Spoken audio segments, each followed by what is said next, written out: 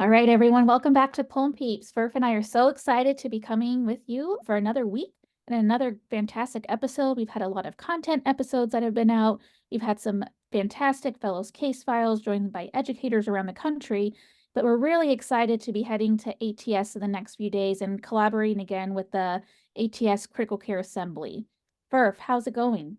It's good. It's good. This week before ATS, I think, is like the busiest week of the year for everybody. We're all scrambling to get things done because we're going to be away for a week. We're scrambling to get things done so that everything at the conference is perfect. I had to miss ATS last year for a great reason, as I had my son, which was wonderful. But I'm very excited to catch up, and I feel like I'm making up for it. My schedule is twice as busy as a schedule should be to make up for the year that I missed of ATS. So I'm really pumped to go and to do this episode previewing it. Yeah, totally. And I can't wait to be joined with you in person. I feel like Chest and ATS the last few years, we haven't been together. So it's going to feel like a full circle with us both being there in the next few days. I know we've missed each other at conferences. We've covered all the conferences, but we've missed each other. So this will be a great to reunite. Totally. I know, as you said, Perf, the past few years, we've been podcasting in advance of, directly from, as well as after ATS. And this year, we're excited to continue this tradition. As I mentioned, in partnership with the Critical Care Assembly, we're highlighting a few of the great symposiums that are being hosted. And today, we're absolutely thrilled to be joined by two of the symposium chairs for a session entitled A New Reality for Critical Care After Dobbs. Yeah, absolutely. And we saw this session on the list of sessions. We really wanted to highlight it. Obviously, this is an unbelievably important topic in our society. I think no matter how you feel about the Dobbs decision, I'll share my personal that I can't believe this happened and I'm still reeling from it. And I'm still adjusting to any new reality. And that new reality really has a big impact on us as doctors because you have to take care of patients and be able to take care of patients well, and then also advocate for our patients as people. And so this session really stood out to us and we wanted to highlight it. And so we're excited that we're joined by a couple of the chairs so we can preview it for you. And then hopefully you listen to this episode and then go to the session to get some more information. Yeah, I can't wait for the in-person session and our conversation for today. So let's go ahead and get started for our guest. First, I have the honor of introducing Dr. Katie Hauschild. Katie is a faculty research associate at the Johns Hopkins University School of Medicine, where she conducts research on equity in healthcare and critical illness recovery. Her office is not too far away from mine, and it's very calm and relaxing. I should probably spend more time in there with her. But Katie has her PhD in sociology from the University of Michigan and an advanced fellowship in health services research from the VA Ann Arbor Healthcare System. And she's also a board certified patient advocate. Katie, thanks so much for coming on PulmPEEPs today. It's an honor to have you join us. Thanks so much for having me. I'm really excited to be here. Next, we want to welcome Dr. Kathleen Akgün. Kathleen is an associate professor of medicine at the Yale School of Medicine. She is quite active there and is the associate section chief for the VA section of Pulmonary. She's a co-director of the Network of Dedicated Enrollment Sites program and the director of the MICU at the VA Connecticut healthcare system. On top of that, she's a member of the DEI Working Group at Yale. Thanks so much for being here today, Kathleen. Thank you so much for having us, Dave and Christina, for the invitation and opportunity to showcase this really outstanding symposium. Yeah, it's our pleasure. Just as a reminder, before we dive in, this podcast is not meant to be used for specific patient medical advice. The views we express today do not reflect the opinions or policies of our respective employers or of the American Thoracic Society. Great, thanks, Dave. And to start us off, Katie, I'd love to start with you first. And could you tell us a little bit about the Dobbs decision and its consequences? A little bit about the Dobbs decision and its consequences thus far, specifically in the lens of critical care. Absolutely, Dave. The Dobbs decision refers to Dobbs v. Jackson Women's Health Organization, a Supreme Court case decided in June 2022 that struck down the 1973 Roe v. Wade Supreme Court decision guaranteeing access to abortion based on a constitutional protection of privacy. The current court said this constitutional protection doesn't apply and that access to abortion is thus not constitutionally protected at the federal level, meaning that states can pass their own laws restricting or protecting access to abortion. Since then, numerous efforts to restrict access have taken place in, I believe it's up around 30 states so far. 14 states currently prohibit abortion outright, and an additional 3 prohibit it after 6 weeks, which is before many people may even know that they are pregnant. In terms of critical care, there are some major concerns. Restricting access to abortion doesn't stop people from seeking abortion. And in the past, here in the US and in other places where abortion is prohibited, people will often look for any options for termination, including those that are unsafe. The leading complications of unsafe abortion are sepsis, hemorrhage, and poisoning, which are pretty squarely within the purview of critical care medicine. Additionally, the medical exception language in many of the laws that have been passed since Dobbs are vague, meaning that termination care is being delayed until pregnant people's life is, quote, at risk, and they are indeed rapidly becoming, if not already, critically ill. And finally, I think many critical care physicians already have some additional worry or concern treating pregnant patients because their physiology is different in some ways. And the aggressive stance some states have taken has left some providers worried any care they provide that might affect a pregnancy will be scrutinized. Yet we know even small delays in care for critically ill patients can be life-threatening, and doctors second-guessing themselves because of concerns about these laws could lead to delayed care and ultimately patient harm. And these reasons don't even include the broader impacts these laws are having across medicine, including on medical students' decisions on residency and on providers themselves as people whose own healthcare may be restricted. Yeah, truly. The broad range of topics that are important for all of us in pulmonary critical care. Also, in general, medicine, I think, moves slowly, which is good at times because we're thoughtful, but we have to move quickly when the landscape is changing quickly. So I'm so happy you guys are talking about this at this year's conference. One thing that strikes me is how broad of an impact the Dobbs decision can have. You mentioned the individual clinical care, the legal ramifications, and all the way up to organizational advocacy and how doctors should be thinking about their role. Kathleen, I was wondering if you could tell us what attendees of the session should expect to learn about and take away from the afternoon. Thank you for the question, Dave. We're hoping that attendees for the symposium will walk away with an understanding of what the day-to-day impact of decision-making looks like in the wake of the Dobbs decision. This is affecting people, as Katie mentioned, and as you're also highlighting, across their individual decision-making for having children, for professions that they choose, as well as for where they decide to live. And is something that I think we also might not fully have thought about as clinicians for how it could impact the way that we take care of patients in some of the ways that Katie has highlighted already. We also want to be sure to relay the health consequences to pregnant people in the post-Dobbs landscape, and that this isn't something that's experienced evenly across the populations. Specifically, health disparities are very relevant to what we are facing in terms of the outcomes and harms associated with the Dobbs decision for people who identify as Black, Brown, Indigenous, Hispanic, and other minoritized groups historically. So our intent is to wrestle with a lot of these challenges for the patient care and how the environment having changed and that is preventing us from delivering evidence-based care now that it's been outlawed in certain states. And though returning to this theme that I think you were touching on, that we can be patient advocates still, and that we don't necessarily have to feel as though this is something we're best to be quiet about. And in fact, it's our duty to be vocal, to advocate for evidence-based healthcare for our patients.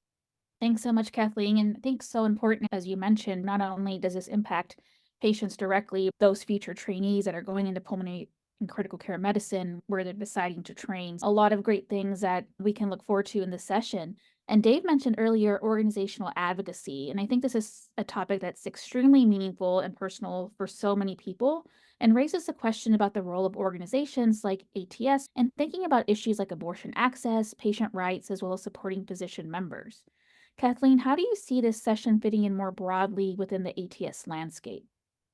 Christina, this is such a perfect question and a sticky one to be able to respond to completely. So I don't intend to sound redundant in some of the themes that we picked up on, but want to just say the prohibitions against abortion are a public health threat that affect patients who are pregnant and puts their lives at risk. These laws also contribute to greater strains on the healthcare system by challenging the legality of evidence-based obstetric care and leaving clinical information to the interpretations of untrained professionals who really have no reason to be weighing in on clinical decision-making. Hospitals and providers in affected areas may feel powerless to act on their patients' best interests and are at risk of exposing themselves to some sort of legal action if their decisions following their professional opinions are somehow not in line with the interpretations of vigilantes and extremists who are making some of these decisions to go after healthcare providers. So this leads to potentially avoidable emergencies becoming much more common for people who are pregnant. There's also a very real concern for how the laws will impact the willingness to practice and in these areas and to travel to these areas where this type of healthcare is outlawed. So as a public health and critical care matter, advocacy for the legal access to abortion services seems to fit squarely into the professional organization's broader landscape. Of course, we're repeatedly reminded that there are ranges of opinions, many of which are very strongly objecting to abortion based on moral grounds. And we can't expect organizations to necessarily perfectly align with any one individual's deeply felt personal stances. And that's okay. We need to have an environment that's inclusive and allows these different opinions to be there. But we also, as healthcare providers and as healthcare professional organizations, need to assure that evidence-based medicine remains available to delivery for our patients. And I believe it's an obligation of professional societies like the ATS to advocate for that to be the case. Conscientious objection is something that remains ethically justifiable at the individual provider level, but as organizations, we are obligated to fight for our patients. Thanks, Kathleen. That was very well said. And we appreciate you taking us through that and tackling this topic. I want to turn to hear a little bit more about the session itself and what's planned for it. Katie, can you tell us briefly about the speakers who will be making up the session and how their expertise will be helpful to enlighten the audience? Sure. Yeah, I'll be kicking off the session, just giving a overlay and the session itself and an introduction to abortion access in the US. Then Kelly Griffin will give some clinical management guidelines for life-threatening complications of decreased and delayed access to abortion. Deep Ashana will be talking about the racialized impacts of making care illegal or difficult and the implications for critical care health equity. Then we have Michelle Oberman, who is a lawyer and law school professor and constitutional expert at Santa Clara Law, who will be talking about the survival tips that clinicians can take into assessing risk and dealing with the legal complications of these laws. Then we'll hear from Gabe Boslett at the University of Indiana and his experience getting involved and getting engaged in clinician advocacy. And then we'll end with Charlotte Summers, who is coming to us all the way from the UK. And we'll be talking about the ripple effect of Dobbs and how this has impacted the conversation around these issues in the UK and Ireland. I have to say, when I was reading the agenda for this, at first, I was reading a little quickly and I saw Michelle Oberman and I thought it said Michelle Obama at first. I was like really excited. But then I read who Michelle Oberman is and what she's talking about, and I got like just as excited again. So it was a little roller coaster for me. Yeah, I will say Michelle Oberman is really amazing. We worked really hard to figure out a way to have her be a part of this, and I think she's fantastic. So Yeah, this looks like such a great panel, and love the fact that you're doing national as well as international representation, as well as panelists from different backgrounds to really address this important topic. And Katie, would love, you mentioned you're going to be introducing the session as well as giving an overview of abortion access in the US since Roe and now Dobbs. Hoping you can give us a preview, maybe a few sentences of what you're planning to talk about so we can get some more people in the room. Definitely. Yeah. As you mentioned, I'll be giving an overview of what abortion access looked like just prior to Roe, subsequent restrictions, and then what abortion access looks like now after Dobbs, where there are restrictions. And I'll also talk a little bit about some of the state level ballot initiatives regarding abortion access, which some of them have already taken place and some of them are upcoming. And this is, I think, really important to understand how voters and people in these states are responding to restrictions as they are passed by state legislatures. I'll also touch a little bit on efforts to control access to medications related to abortion care, as some of those medications are also used in pulmonary and critical care medicine. And then I'll be sharing some preliminary data from interviews we've been doing with pulmonary and critical care physicians in states with restrictions. I'm really excited about these interviews. We've recently received funds to expand this study, and I hope hearing about how other providers are experiencing and thinking about these laws will be enlightening for our audience. But I also think this preliminary data to me has just made it clear why the education and advice provided by the rest of our speakers is so desired. That sounds amazing. And I'll definitely be there. And I'm sure our listeners are going to want to hear the rest of what you have to say. Kathleen, curious, aside from hearing more from Katie, are there other specific talks within the session that you're very excited to hear about? Obviously, all of them, but. It is really hard to choose one. Each one is just bringing such an important aspect into the conversation that I think the disparities story is something that couldn't all too easily be overlooked. And speaking of ripple effects across the pond, that it's just such a wide-reaching impact on how healthcare is delivered and how we think about critical care in so many different areas and for so many different groups of patients who are going to be left with much different options that is just frankly unconscionable to accept at this point. I also really love hearing Gabe Boslett analyze anything and talk about his actions and his advocacy, and I'm sure that'll be really inspiring to hear about. And I also anticipate that it'll feel very accessible to attendees to hear what he's done and some of the advice and sort of pointers and lived experience that he might be able to share with us in that sort of in his talk as well. So I'm excited to hear Katie talking about the ballot initiatives that have been gaining success in states throughout the country, and hope that'll help us again just feel galvanized around this as a healthcare community and continue to look for ways to advocate for the right thing to happen for our patients. And remember that the story isn't over and there's a lot of work we can still do to improve things. I'm just really grateful for all of the contributors to this session, and I think it's hard to choose just one. Thanks, Kathleen. Yeah, it's like everyone's going to bring such a different angle, so everyone will be important. And I love that. And Dave and I noticed there does seem to be a large portion of time for questions, answers, involving a panel discussion, which I think is needed. Right, this seems so appropriate for a topic such as this, where there's a lot of uncertainty as well as novel changes that should be talked about. But curious for both of you, Katie and Kathleen, do you have any anticipation or thoughts for the most likely discussion topics that audience members may bring up? Katie, I'll go ahead and start with you first. Yeah, so we did save a fair amount of time for questions and discussion, particularly because our speakers are covering so many different angles.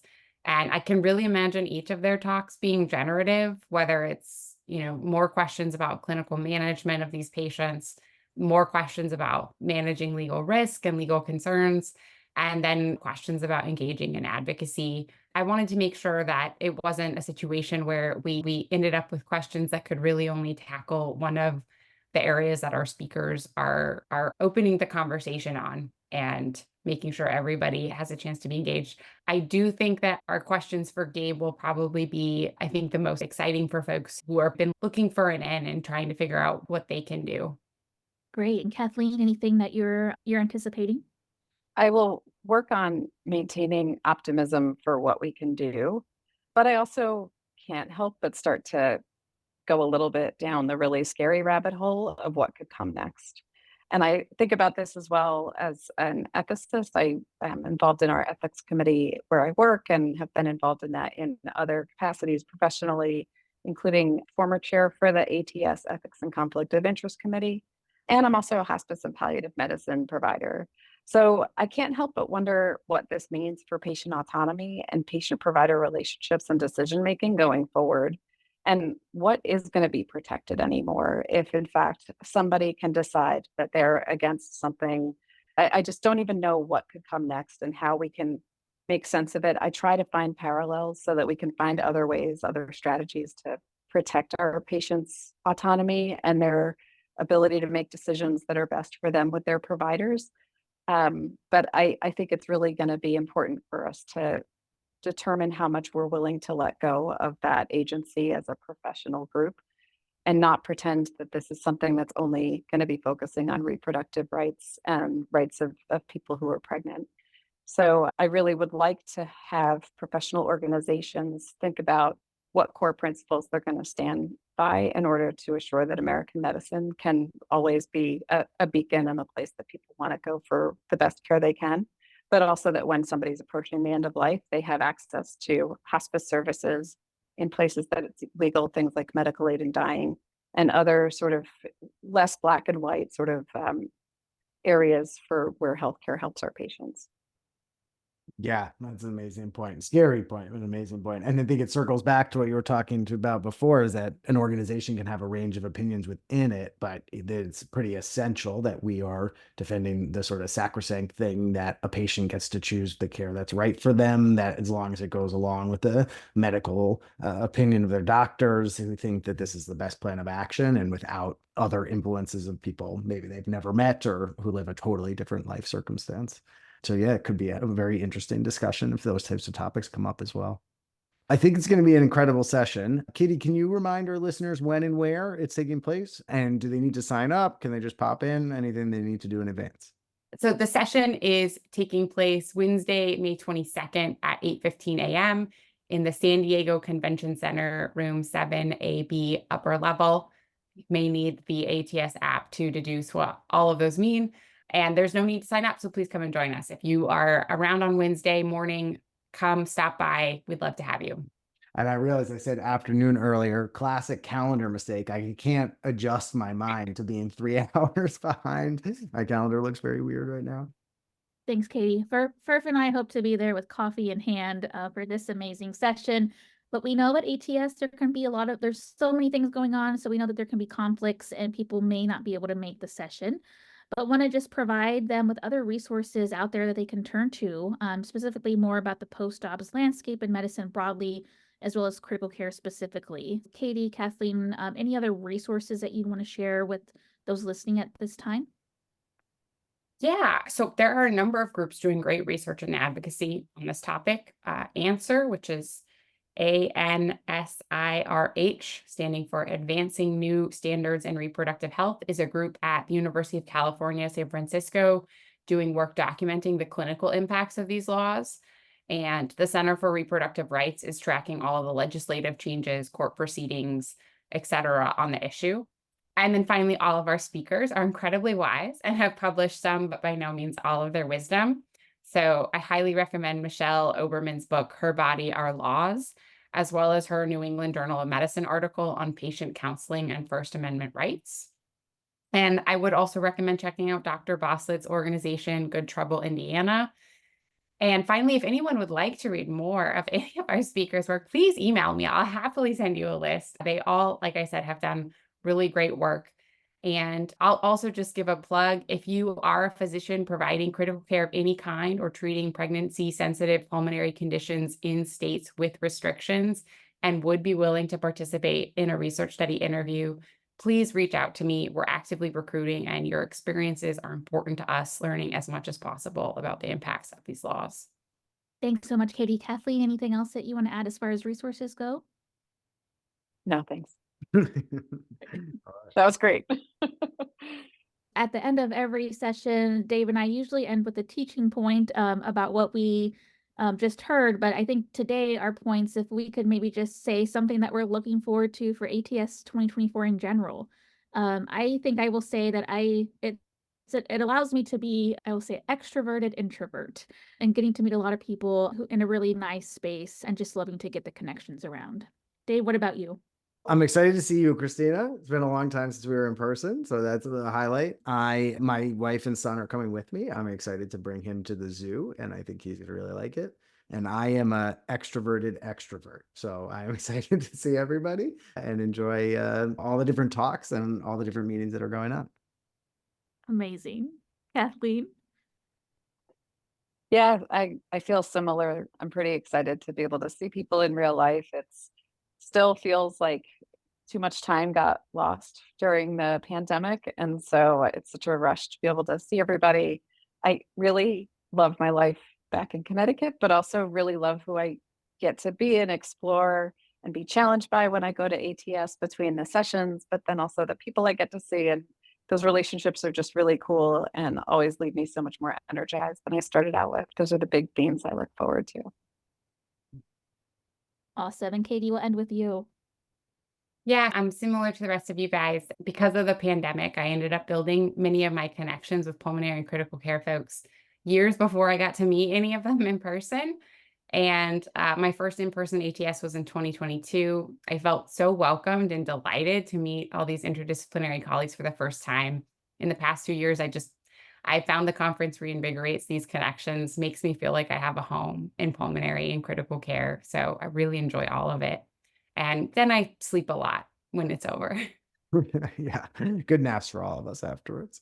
Thank you both so much for coming on. Good luck with the session. We'll see you there. Thank you all for tuning in and listening. We have some other sessions or episodes coming out about other sessions going on at ATS. This episode was written, produced, and edited by myself and Christina Montemayor. The music's original music by Eric Rogers, and we'll join you next time.